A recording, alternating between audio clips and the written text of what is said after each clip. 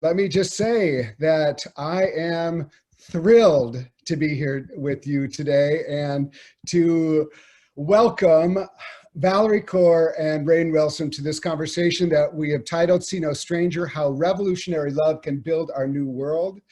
And I kept on thinking, how do I introduce these two fabulous people? And the word humans and humanitarians kept on coming up for me because these are people who are so interested in the welfare of humans and how they have each dedicated themselves to close observation and beautiful excavation of what it means to be human in all the glory and the tragedy and the absurdity that includes. And both Rainn and especially Valarie, with her beautiful new book, have invested the spiritual work it requires to help us think about how to live with ourselves and with others in a community. You're both so bold and honest and just, and we're just excited for this conversation on how we can all learn to be maybe it's revolutionary lovers, if that's a possibility for a spin on the title.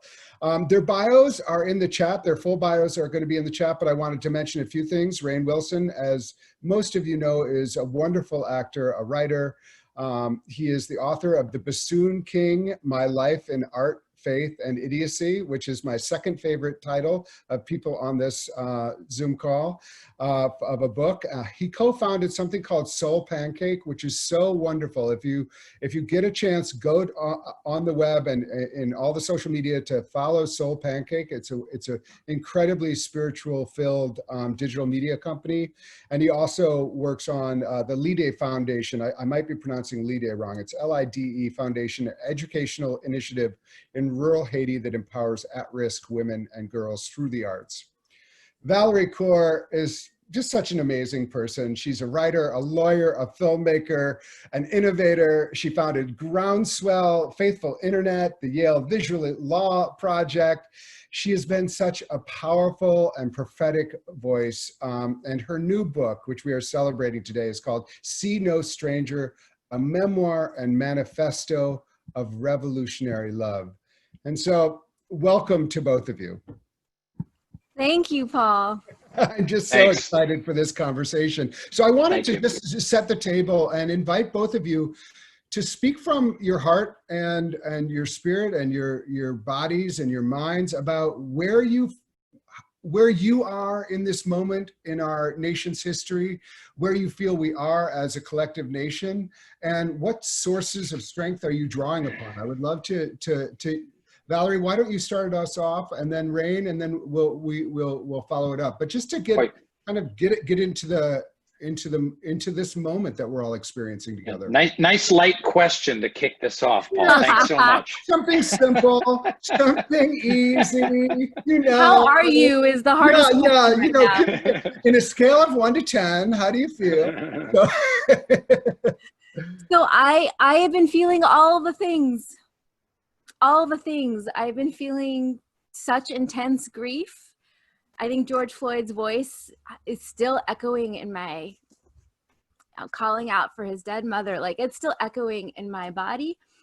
I've been feeling intense rage, so like fierce that it like my veins feel like they're aching. For about a week there, I felt a lot of fear. I was telling you all, I live in a neighborhood in Los Angeles where the National Guard moved in really fast, guns out, about a week or so after George Floyd's lynching, when our protests began to rise. And I had to keep my brown children inside, more afraid of the militarization of my neighborhood than anything else. And I remember when we finally ventured outside, we were driving in our car, my 5-year-old was in the back seat. And I was so worried he was gonna see the rifles in front of his preschool and the cafes where I wrote this book. And I didn't know how I was gonna explain it to him. And instead he looked at me with this like sense of astonishment. And he looked out the window and I was following his eye line. And he was seeing how our street was just transformed with pictures, graffiti of George and Brianna and Trayvon and BLMs and hearts everywhere. And he looked at me, he's like, "Mommy, did you do this? Because he knows all I talk about is love and justice in our house. And I was like, no, Kavi, we did this. We did this in such a dark and hard moment. I never in my life thought I would see millions of people flooding the streets in their grief, in their rage, in their ferocity, saying no more. And not just Black folks, right? White folks and non-Black people of color. It is a revolutionary moment that we're living through. And a moment like this requires revolutionary language. And so I wrote this book for my own survival, Paul. I did not know that it would come at a time where I feel like I want to put it in the hands of every person rising up right now. It's how we rise in this moment with love. Wow, I can't top that. That's amazing, Valarie. Thank you so much for sharing those thoughts. And, you know, when I read your book, I read in advance, you know, months before these events, but it is amazing how relevant, you know, this is to this moment. It was like prescient in its composition. And yeah, for me, I don't know, what can I say that hasn't been said before? I feel like this has been a long, slow journey for me, kind of to witness my own white male privilege and to learn. So for me, this is a time of just about learning. This is a time to kind of stay small and stay humble and to listen to voices that I haven't listened to before and to try and take in the pain that I always knew was there. I knew up here, of course, I've never experienced one jot of racism or systemic racism or anything like that, but to just witness the pain and to figure out, like, how can I support this, you know, to learn from that as well. So to me, it's a time of learning. And for me, it is, although as much pain as there is, you said it, both of you said it, this is a time of great hope. I mean, this is kind of like the before and after. It's almost like a 9/11 kind of event. Like the world is a very different place before and after 9/11. And the world is a very different place, unfortunately, after the horrific death of George Floyd. And I choose to stay focused on the positive, because I think if we stay focused on the hope, that can help us fight the horrific injustice that's happening, because it gives us a vision of where to go. It's not simply protest. There's legislation, but there's eyes on the prize of, you know, diversity, healing, union, collaboration, and, you know, Valarie touches on that in her book.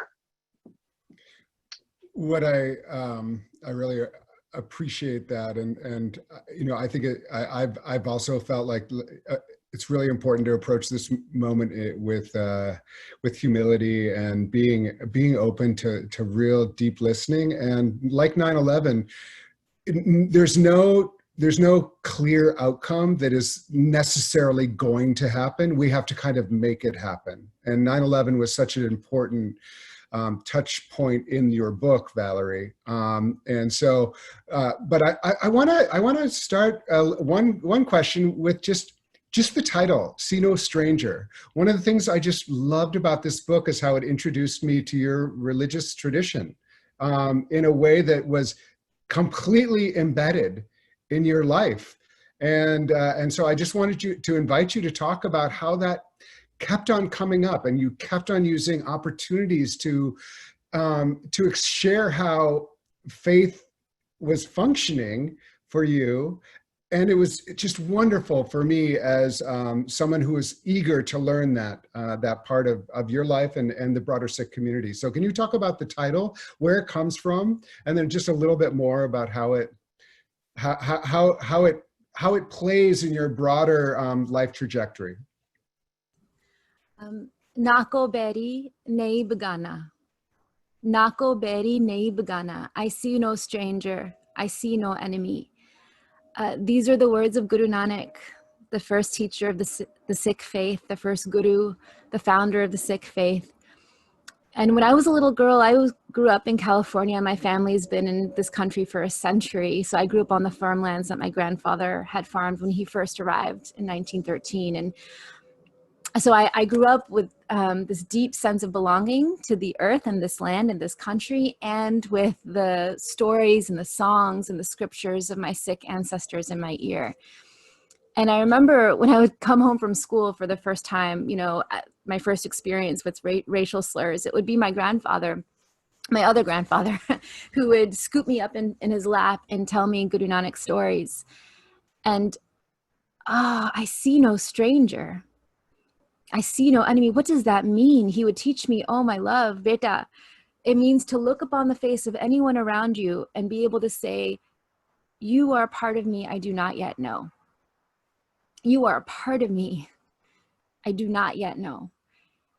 It's an orientation of wonder and humility, and it's dangerous. Papaji used to say, love is dangerous business. In America, they say, I love you, I love you, I love you, all talk, no action. If you really love someone, that means you choose to love them. You choose to let their grief in your heart, and you choose to fight for them when they are in harm's way, even in the face of great injustice. And so Sikhs became a warrior people. Love in the Sikh tradition was always daring and dangerous. The Sant Sipahi, the warrior sage, was the Sikh ideal. The warrior fights, the sage loves. And so it was a path of revolutionary love. I think in this country now, we hear, you know, I'm a lawyer, right? I roll my eyes when people say love is the answer. All I hear is thoughts and prayers and no action. But if we think about our greatest spiritual teachers, I think about the Baha'i tradition, Rainn, and all of the prophets and saints and indigenous leaders and wisdom seekers that you draw upon in your faith tradition, how all of our ancestors before us who had love on the tip of their tongue, all the social reformers from Gandhi to King to Mandela, they knew that love was more than a feeling. It was an ethic. It was a form of labor. So I define revolutionary love in this book as a form of labor. Fierce, bloody, imperfect, life-giving, a choice we make over and over again. And if love is labor, then it is all the emotions, right? All the emotions I named that I'm feeling right now. Joy, and the joy that I feel just being with you in this moment. Joy is the gift of love. Grief, the kind of grief we're seeing in the streets right now. Grief is the price of love. Rage, the kind of righteous rage. People think that rage is the opposite of love. No, no, no. Rage is the force that protects that which is loved. It is a shield of love. And so to be brave enough in this moment to allow ourselves to feel all of these emotions is to partake in the labor. And what I loved about what Rainn said about him getting really quiet and listening right now is that, you know, I'm hearing a lot from my white allies, like, I'm going to be in the street, I'm going to hold the sign, I'm going to say the words, but oh, this is good, this is a start. But the labor for justice is long. And what happens when you go back to your schools and to your workplaces and to the film industry and to the workplaces, like all of the places, that all of the institutions, there's no institution in this country that doesn't need us right now to do the work of transitioning it into an anti-racist society. Mm-hmm. So I appreciate my brother Rainn for how, with humility and with wonder, he's letting himself, I see you, Rainn, letting yourself be changed by this moment. I'm letting myself being changed in this moment. What have I not yet done to center Black people in my own movement work? I mean, that's what I'm asking myself. All of us, I think, this is a moment for us to push and to go deeper and to ask, what does revolutionary love look like for me now? What is my role in it? Next. Rainn, would you be willing to say just a few words about your Baha'i experience and your faith? And because I think many of us are not very well acquainted. And one of the great joys of Valarie's book is just to read a faith embedded in a life. And so I would love for just a few a few moments for you to talk a little bit about how it is embedded in your life. For those of us who aren't as well acquainted with the Baha'i tradition. Sure. Well, I'm really gratified that this conversation is being sponsored by such a great interfaith organization. And I think that the role of interfaith needs to be increased exponentially in these times. All of us here participating of various faiths, whatever they are, have deep faith traditions always grounded in love. All faith traditions are grounded deeply, deeply in love, and a love based in action. You know, faith without deeds is dead. Not just a love that where you sit under a tree and love a mushroom for a certain amount of time, but faith-based and love-based in action. And faith and love, of course, go hand in hand. But yeah, so in the Baha'i faith, how do I answer that? So the Baha'i faith is the newest of all the world's major religions, even newer than Sikhism. In the 1800s, a man named Baha'u'llah is the principal spiritual teacher of the Baha'i faith. His name means the glory of God. Baha'u'llah taught that all religions come from the same source, and that they're essentially unfolding chapters of one eternal religion, going all the way back to Zoroaster and Abraham and the Buddha and Moses and Jesus and Muhammad. So as a Baha'i, we're learning from all the different faith traditions, including Sikhism, to focus on the universal truths. And a key component of the Baha'i faith and the mission of Baha'u'llah is to solve today's problems using spiritual tools. And I think that's one of the things that Valarie has done so well, is bring the tools. And this is my question for you, Valarie. So I'm going to wind up my thing and I'm going to toss it right back to you.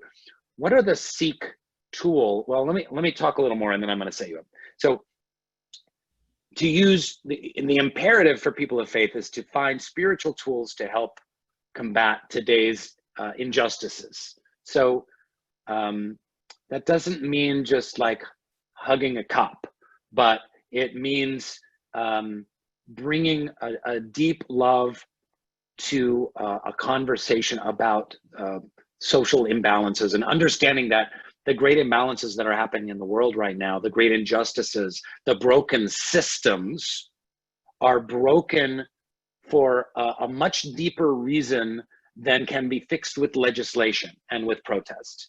Legislation and protest, super important. Obviously, we can't have Jim Crow laws. We need to have a civil rights movement to overturn them, super important.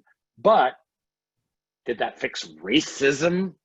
Did it fix prejudice? Did it fix people's hearts with that legislation? No. So we have to work both at the same time. So most of Baha'u'llah's teachings are focused on social justice, actually. The elimination of racial prejudice, the equality of women and men, the elimination of extremes of race and poverty.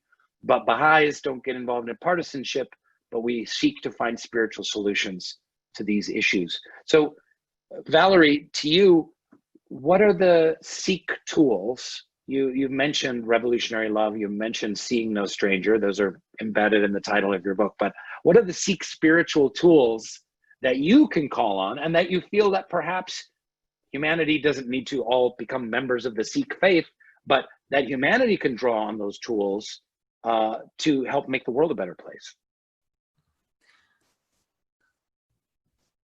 I think it's this, I think too often we think about religion as a set of beliefs that we hold in our mind. And Sikhi, and we don't even call it Sikhism. That's a kind of Western framing. We call it Sikhi. Sikhi is a way of being in the world. It's an orientation to life that is personal and political. And I think right now everyone's like, how do I be an anti-racist? I'm going to choose to be an anti-racist, right? But if we don't embody that into the rest of us, our emotional body, then it doesn't become a way of moving. It's a way of seeing no stranger. So how does one see no stranger? What are the tools? Guru Gobind Singh Ji, our 10th Guru, the legend goes that he designed a dilraba, an instrument that was small enough to put on the backs of his soldiers before they went into battle. And this instrument was supposed to be a way that we kind of played the strings, let the sound reverberate within us, and returned to the wisdom of our interconnectedness, that we belong to each other. That I think of it as a form of breathing. And after the 2016 election, I actually got a physical dilruba to play every day, to center myself, to ground myself. Because in Sikhi, you don't fight as a means to an end. I mean, you hope that you defeat empire by the end of this, but the fight for justice has gone on long before I was born. It will go on long after I die. How do I make the fight itself the end in itself? How do I make the fight itself joyful, the struggle joyful? And in Sikhi, we have this concept called Chardikala, ever rising spirits, even in darkness, ever rising joy, even in suffering. So if this struggle for justice is going to take, if it's going to take a generation, if it's generational work, how will I last? Like, I want to grow old, Rainn. I want to grow old with all of you. I want us to be old together, and I want to last. And how do I last? I ground my struggle in love. How do I ground my struggle in love? I remember the wisdom of the midwife. You breathe and then push and then breathe again. You don't breathe once and push the rest of the way. You breathe and then push and then breathe again. So just taking up my dilruba and breathing. And for you, it may be yoga or dancing or walking or chanting or reciting or singing, whatever returns you to this feeling of being one with everything around you and gives you the energy and courage and joyfulness to return to the struggle for justice. I think that's how we last. That's how Sikhi is teaching me how to be brave enough to see no stranger in a time like this. Valarie, I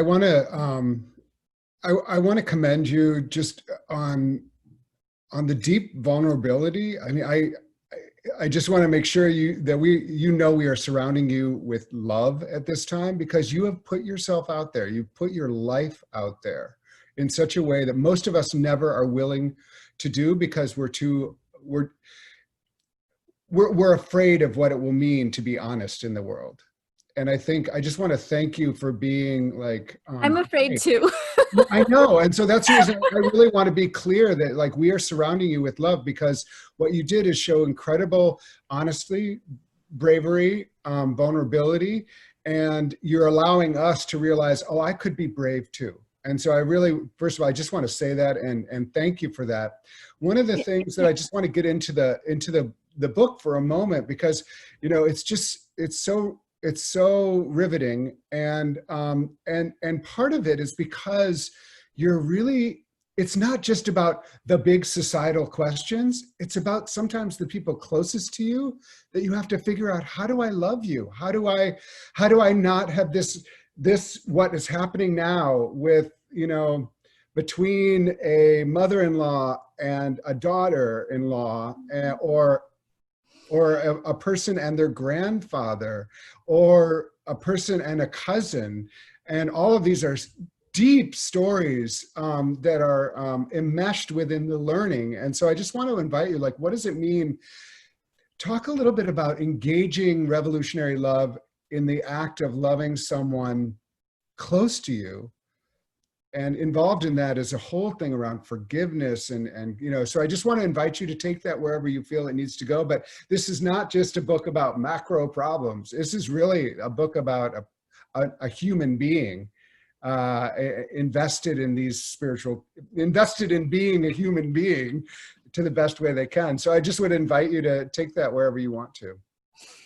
You know, I think it was chapter 4, and I was in the middle of writing, and the book is organized in these like how to love others and our opponents and ourselves and these core practices. And chapter 4 is about rage.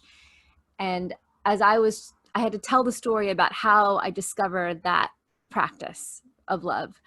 And as I was writing it, I was like, oh, if I'm really going to be truthful about how I discovered rage, then I have to tell this story and this story and this story, which I was not planning to tell. And I went to my husband and I was like, my love, just tell me to, you know, draw the bright line. He's more private than I am, right? So draw the bright line. I don't have to say these things. I'll find a different way. And Shrat looked at me and he's like, tell the truth, tell the truth, tell the truth. He said, write it. And afterwards we'll decide what goes in and what stays out. And so I did. I told the truth with as much as I could muster. And when it was done, I put it in his hands and he took nothing out. So people are saying this is a brave book. It was so brave of you to write this book. Actually, no, I think this is the brave moment. Where it's been out in the world for 24 hours. People are calling me, listening to the audiobook, which I recorded in my closet, of course, during the pandemic. And I'm like, have you gotten to chapter 4 yet? You know, so this is all to say, I thank you for surrounding me in this moment where I feel so tender. I wrote this book with my whole body, and I wrote about things you're not supposed to write about. I wrote about my body. I wrote about sexual assault, and I wrote about police brutality, and I wrote about my family. And the reason I discovered I had to write about those things is that when you're committed to living a life of love and justice, it's not just about what's out there in the world. The hardest moments to practice that is within your own intimate circle, your own intimate life, with the people who are closest to you. And I want to tell you that this is why I think of revolutionary love as an orientation to life that is political and personal. That it's both. It's a way of moving, right? And it's imperfect, but in choosing over and over and over again to try to love even those who have hurt me in the deepest ways, I have found my own liberation. I am free in this moment. And I can talk more about specifically what it means to love one's opponents in the process, but I wanted to put that out there first. Well, I think that was one of the important lessons in the book, and you did it in a non-facile way. So no, you know, it was not, it was messy the whole way, but I would love for you to talk a little bit about your grandfather, and someone who you admired so much, who had been so like important, and just how that process of with your husband. I don't know. I think that there was something like, that's where I was sobbing in my, because it felt so important, and, you know, and that you never gave up. Neither of you gave up, you know, and I just, you know, I don't want to like give away the book, but, you know, I just want to like, you know, just there, let me just say, you don't have to answer that. I'm saying like, read this book, because it's just like there's so many beautiful moments and hard moments. And so I don't know if you want to say anything about that and like what it meant to keep persevering. Yes, my grandfather was the world to me. He is the world to me. I say his prayer before, I said his prayer before coming on with you all. It's his prayer for bravery. Tati vana lagi. His voice, his wisdom is echoing throughout my body, my life all along. And so it was heartbreaking when I chose my love, my partner, Sharat, or Sharath, is another way to say his name. And my grandfather did not bless the marriage because he was not sick. And it was one of the hardest things I had to write about, because I had to reckon with my own grief and my own rage, and then find a way to keep listening and sitting by his side, and both of us trying in the long hours to love each other when it was so hard and so difficult and felt so impossible. And I think a lot in the book, I talk about how love is not a feeling, right? Love is an act of wonder. It begins with the act of wonder. That feelings will wax and wane, but if you can continue to choose to wonder about even I've sat with white supremacists, I've sat with prison guards, I've sat with the man who murdered a sick uncle in our community. And yet the hardest person I've had to sit with, the hardest opponent I've had to sit with was my own grandfather. And when I wanted to leave, in all of these situations, including with him, when I wanted to leave, it was the choice and the commitment to wonder about him, where his ideology, where his beliefs, where his life experience, where all of that was coming from. And the more I wondered about him, the more I could begin to understand him. and he could begin to understand me.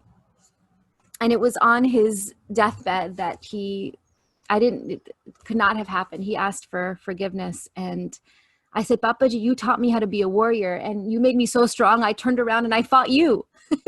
And he said, and I said, you're letting me win. He said, oh, my dear, because you are right. I know not everyone gets that kind of reconciliation in this lifetime, but the choice to sit, even when it was hard, and continue to wonder and listen and love each other, that's where the gift came. Oh. Yeah.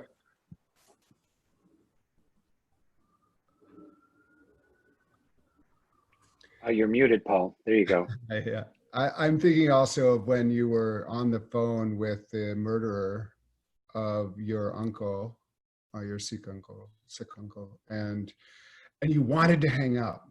You were just so angry, and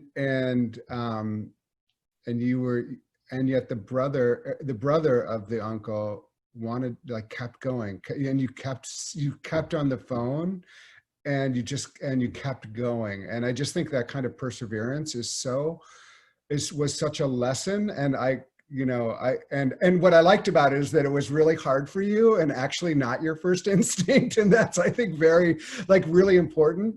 Rainn, I'm interested in an actor's perspective on this, in the kind of act of radical compassion that I think acting can be. I mean, I think that the characters that you have inhabited would not have been wonderful had you known how they were going to be perceived. They were wonderful because they were who they were in a world, and you had to kind of love that. I mean, it wouldn't have worked if you didn't love that. And so I'm just wondering, are there lessons for compassion that I think the arts in general are one of the best ways that we can understand compassion. Valarie is a wonderful filmmaker, in addition to a wonderful author and other things. I'm wondering, your own sense of your own craft and the act of compassion. Wow, that's a terrific question. I've never been asked that before. And I love to dig into questions like that. I think that, yeah, so there's this very strange, acting is a very, very strange art form.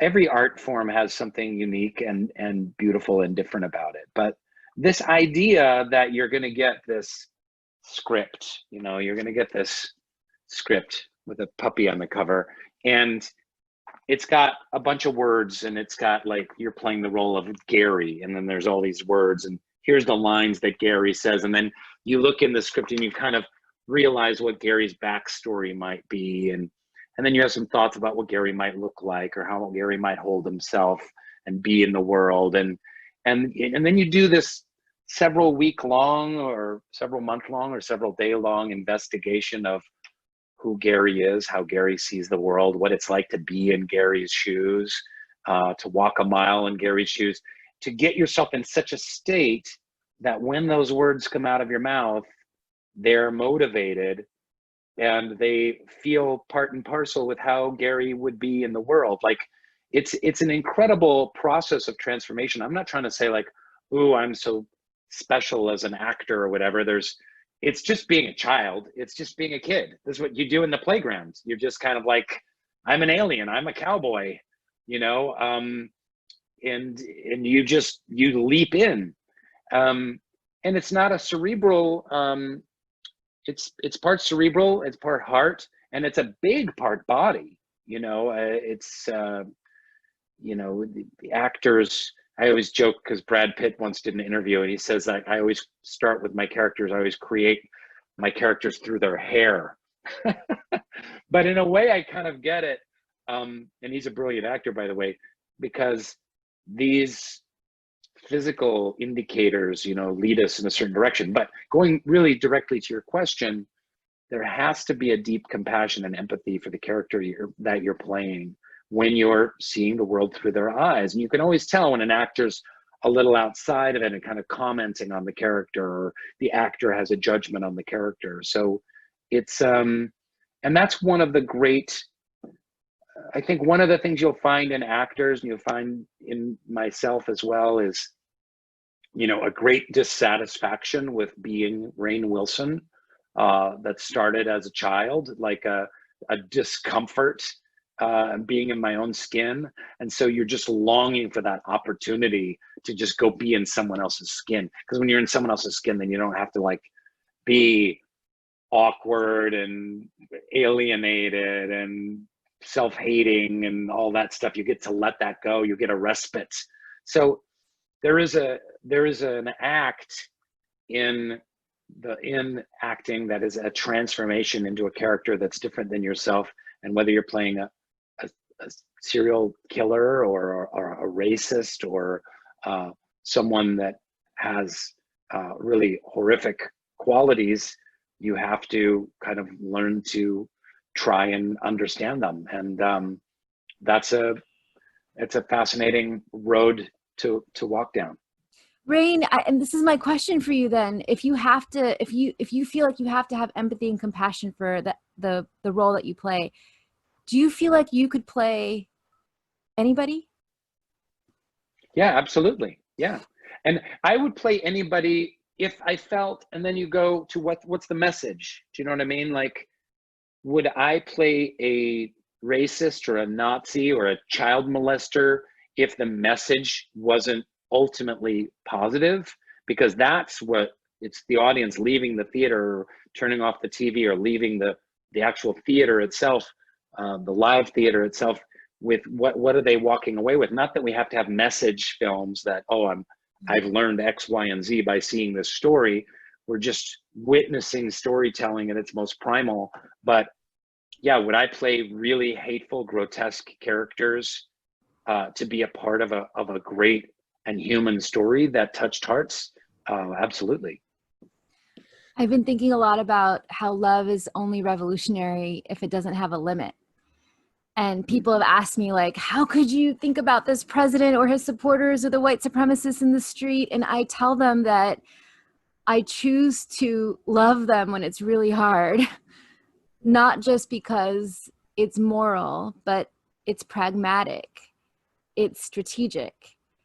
There are no such thing as monsters in this world. They're only human beings who are complex and wounded and frail and motivated by their own insecurities or greed or wounds, whatever they are.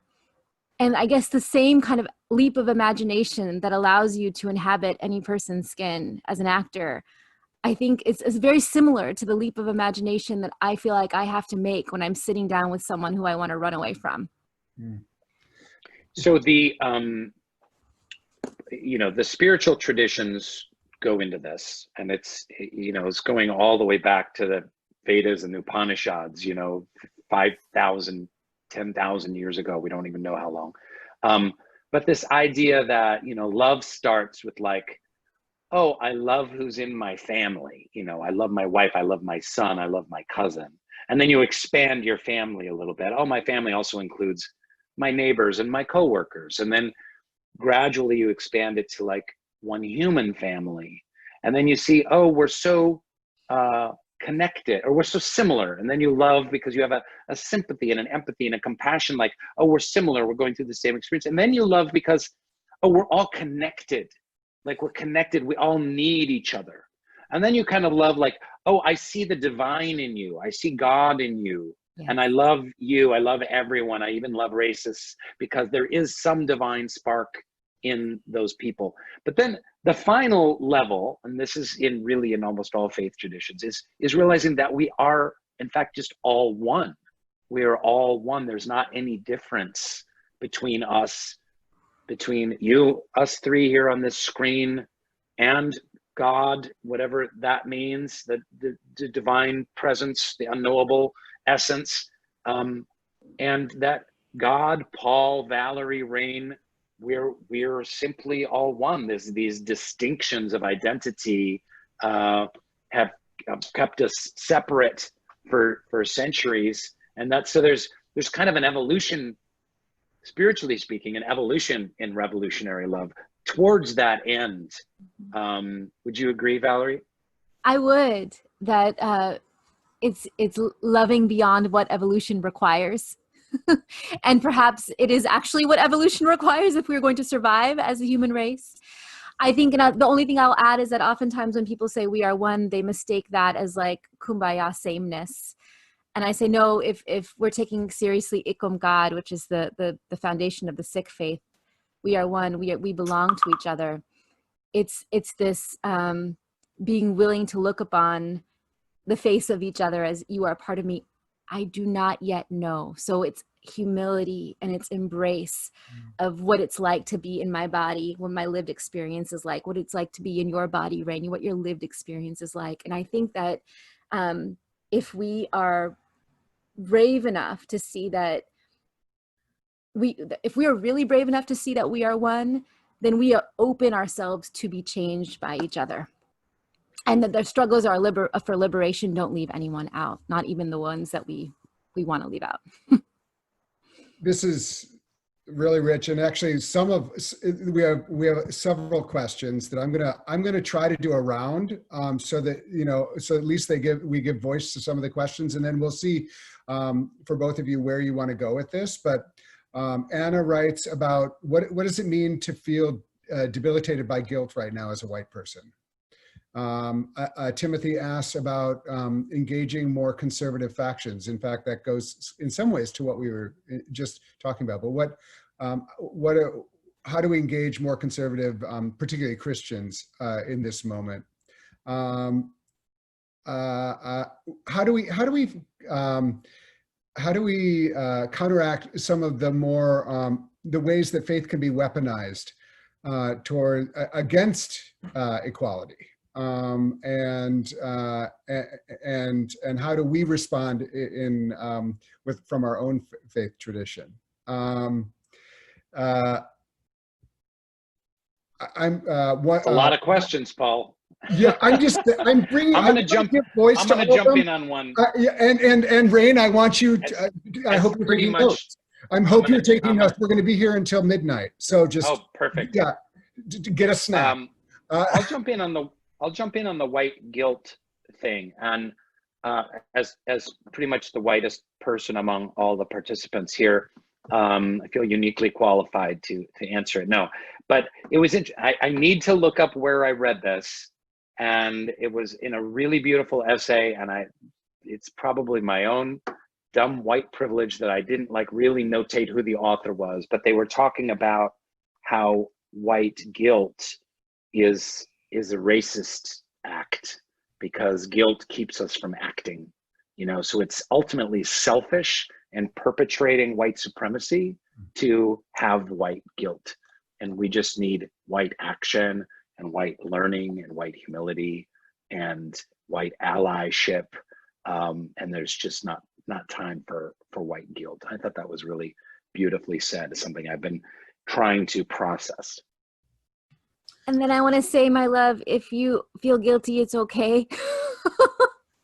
That your guilt contains some information about how you might want to show up. And so, yes, it's not useful if you stay in it. I think Rainn is absolutely right.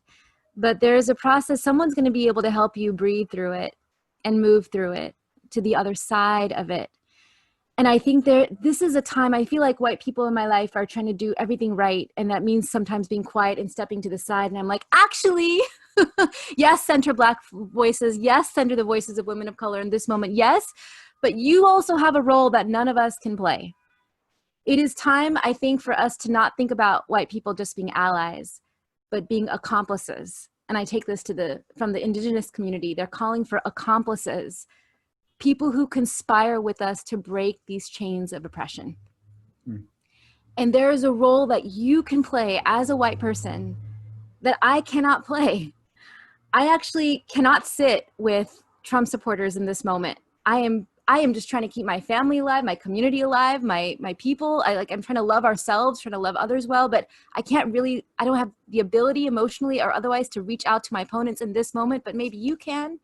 Maybe you can call the neighbor or the uncle and sit when it's long and hard and tiring and try to listen beneath the slogans and the sound bites. Maybe you'll hear their story and their pain, and maybe you'll be able to try to engage with it and work with it in a tender way. We need you. we need you in the work. We need you in the accomplishship. Everybody has a role in the labor of transitioning this country, and white people more than ever, we need you to be accomplices wherever you are. Rainn, you ready for a couple more? Hit me, babe. So one question from Matt is about just this moment of reckoning and moving out of our comfort.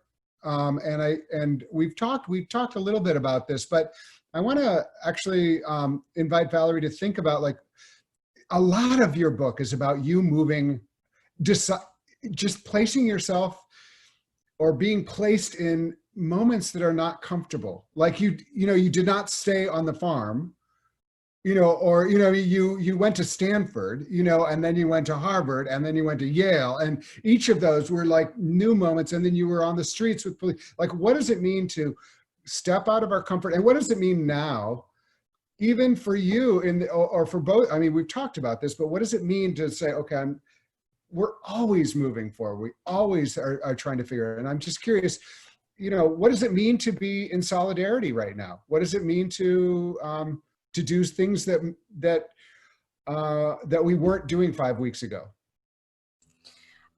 Discomfort is the beginning of transformation. That first instinct, I want to run. I want to run from the situation. I want to retreat. I want to hide. I want to go under. And to be brave enough to sit in that discomfort.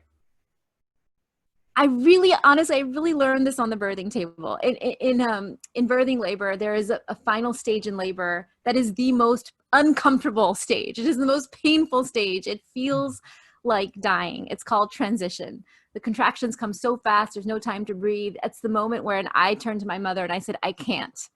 And that's when my mother, she gave me my grandfather's prayer, Tati Vanalagi Padram Shanai. And I began to imagine all of my grandmother standing behind my mother, her mother, and her mother, and her mother before her, and how they all had this moment where they had to push through the fire in order to birth new life. I pushed, my son was born. That I can't moment, I feel like I've had over and over again. Like, I had it on election night. I had it when COVID was upon us. I had it the night that I watched George Floyd's murder. That I'm like, this is too uncomfortable. I can't sit in the fire. I can't be here in the fire. And you know what? You can't alone. I couldn't give birth alone. You don't go to battle alone. You don't give birth alone. You need your midwives next to you.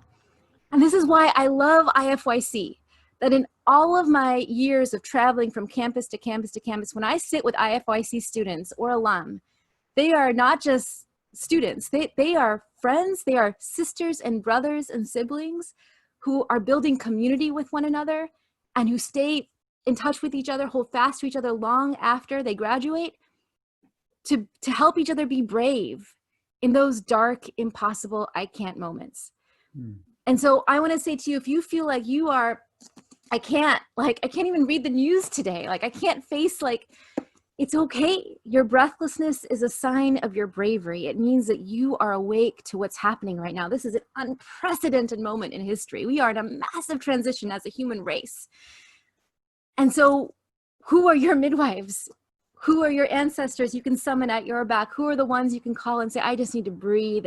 Help me breathe. And okay, now how do we push? Will you help me push? Will you help me figure out? Because this is going to be one long labor and we need to be breathing and pushing together. Hannah asks a really interesting question about recognizing our own potential for I don't know if darkness is the right word, or potential for doing harm, being, and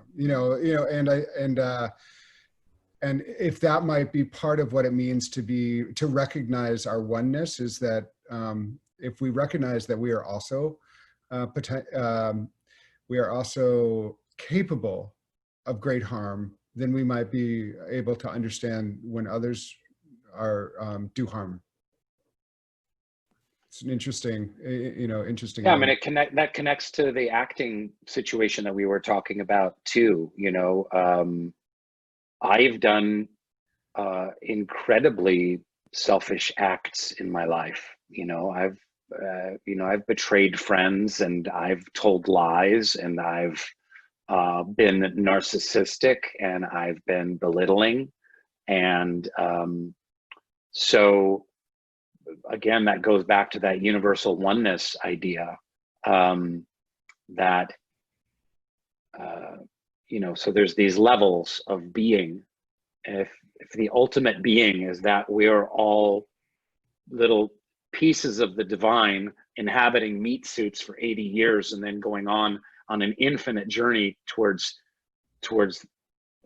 knowledge, to the presence of God, that's our fundamental identity that trumps all other identities. Then we have our secondary identity, which is race, class, gender, sexual preference, you know, background, etc., like that. But part of our universal experience is that we've all done bad things. We've all made mistakes. We've all been cruel. I think maybe Valarie hasn't, but she might be the exception. But so that is a way to help, you know, I see no stranger, because there by the grace of God go I. Listen, I happen to have some hippie parents, and I took some classes, and I read People's History of the United States at the exact right time at 19, and started to shift my thinking. And I read Soul on Ice and a bunch of books that really opened my eyes in a lot of ways. But you know, if I had been born in Oklahoma and my dad was a machinist, you know, I could very well be in an all lives matter, you know, pro-Trump kind of a mind frame. I mean, I'm just that far away from that. So I think that goes hand in hand with seeing no stranger. Valarie, I wonder if you could talk a little bit about, you know, in the book, it is very personal, but also that, you know, throughout it, you're working in various ways for systemic change. And what are important elements of that? Like, I'm just sorry to ask you to distill a gorgeous book, but I'm just wondering, like, what are some of the spiritual messages of the need to work also for systemic change? Part of it is of course our internal work that we need to do. We need to you know, we need to do that work, but there's also like real systemic change, and that's part of what we're seeing right now is this uprising. Say no, it's, you know, this is not just because of who I am. It's because the system is rigged in this way, and you certainly recognize that in your book. And I'm just curious how you would suggest us, given your own trajectory and learning, addressing that part of the question right now. This is what is so exciting to me about this moment, that for a long time I've been, you know, shortly after this president took power, it was all about the resistance, that we are the resistance. And I knew that resisting oppression, we know that resisting oppression is important for our survival, but if all we're doing is resisting, we're not actually transforming the world. And our greatest social reformers knew this. And what I'm so excited about this moment is that we are seeing people moving from resistance to reimagining the world. And so I'm going to read just from chapter 6, which is called Reimagine. The greatest social reformers in history did not only resist oppressors, they held up a vision of what the world ought to be. Nanak sang it, Muhammad led it, Jesus taught it, Buddha envisioned it, King dreamt it, Dorothy Day labored for it, Mandela lived it, Gandhi died for it, Grace Lee Boggs fought for it for 7 decades. They called for us not only to unseat bad actors, but to reimagine the institutions of power that ordered the world. I am invested in removing this president from power in November. I am more invested in changing the conditions that put him in power in the first place. And I think about that as the frame for all of the institutions that we are trying to change right now. I want to put the worst bad acting police officers, I want justice to be done. But I think it's more important to think about how we're transforming policing and public safety and criminal justice in America as we know it. And that is revolutionary love, because it requires us to see the prison guard or the political opponent or the police officer, not as a monster, but as a frail human being that could have been us. And when we do that, we begin to imagine, how do we liberate everybody in this system?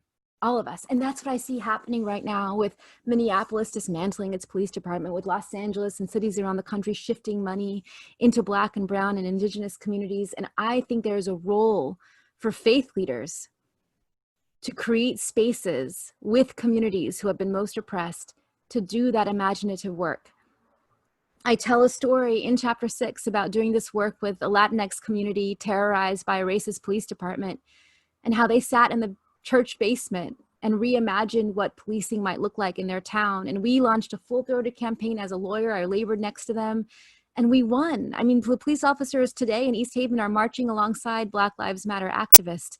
We have stories, recent stories like this one, and stories all throughout our history about people who had no obvious reason, people who had no obvious reason to love each other, coming together to grieve together in solidarity, giving birth to new relationships and revolutions, and reimagining together. When I see white people and non-Black people of color and Black people in the street grieving together, they have no other reason to love each other, but they've just decided as an act of will to wonder, to let their story into their art, to bleed with each other, to weep with each other, and now to reimagine together. I just want everyone to last, because it's not going to be over in a month. It's not going to be over in November. This is generational work. And so I wrote this book so that people would have some tools to last, to love and last.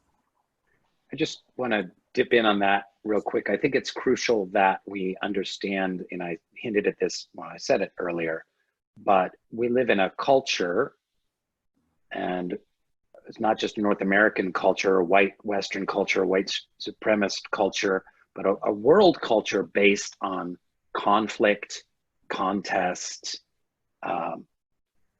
argument, one-upmanship, selfishness, asserting oneself over another person.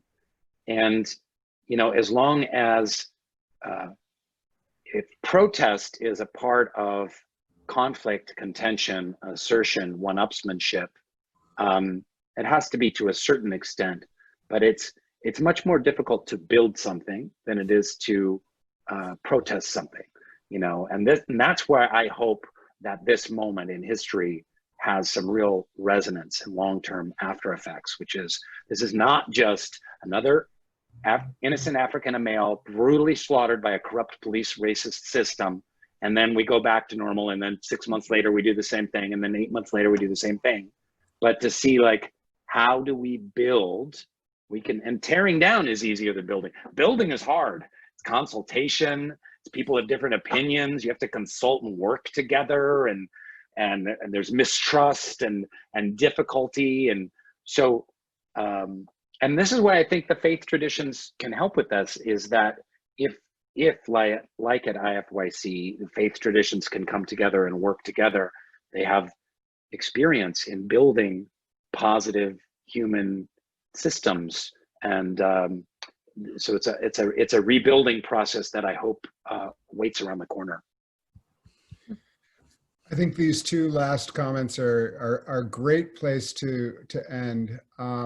One thing that I just do want to say before we complete is, this book is a story about a life, about ideas, but it is also about a body, and your body, Valarie. And I just want to end with this comment that our bodies are precious, and our bodies are holy, and that we need, and I just want to, as you know, I just want to surround your body, Valarie, with love right now, and all of our bodies with love, and recognize that our bodies, you know, are enduring so much right now, and we are holding so much stress, and with COVID-19, and there's so much. And so just to honor ourselves, honor our spirits, honor our bodies, and honor the Black bodies that right now we are recognizing are specifically under attack. I want to thank you, Rainn, for this time. I want to thank you, Valarie, for this wonderful book, and bless everyone, and who is on this call, and thank all of you for being part of this important conversation.